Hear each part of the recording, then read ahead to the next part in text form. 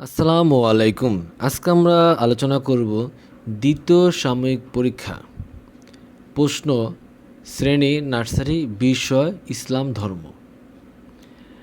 আমরা ইসলাম ধর্মের প্রশ্ন পূর্ণমান তৈরি করেছি 50 দিয়ে এবং সময় দিয়েছি 1 ঘন্টা 30 মিনিট। যেহেতু নার্সারি, তাই আমরা প্রশ্নের উপরেই লিখতে দেব, অর্থাৎ প্রশ্নই হবে তাদের পরীক্ষার খাতা। এজন্য আমরা শুরুতে তাদের নাম এবং রোল নাম্বার লিখতে দেব। 1 নম্বরে দিয়েছি আমরা শব্দ গঠন।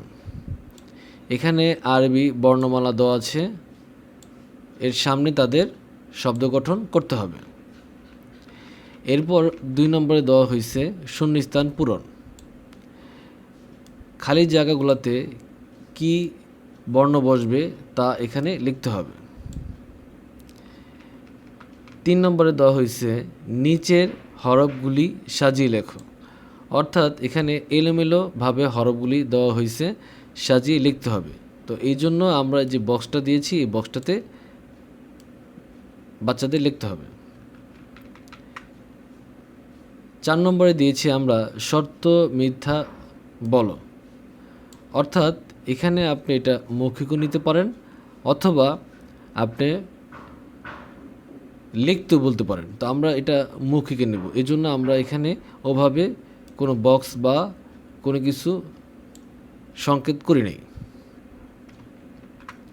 এরপর আমরা 5 নম্বরে দিয়েছি প্রশ্নের উত্তর লিখো। আমরা প্রশ্ন দিয়েছি 2টা, নামাজ কয়ক্ত ক, খ পবিত্র কুরআন কার বাণী। এই 2টা প্রশ্ন আমরা এখানে রেখেছি। এবং 6 নম্বরে মূল্যায়ন এবং শ্রেণী পরীক্ষা, এই 2টাতে আমাদের 20 মার্কস ছিল, ওইটা আমরা এখানে যোগ করে দিয়েছি। তো এই ছিল আমাদের ক্লাস নার্সারির বিষয় ইসলাম ধর্ম দ্বিতীয় সাময়িক পরীক্ষার প্রশ্ন নিয়ে আলোচনা। পরবর্তী ভিডিও দেখার জন্য আমন্ত্রণ রেখে আজকের মতো এখানেই। আল্লাহ হাফেজ।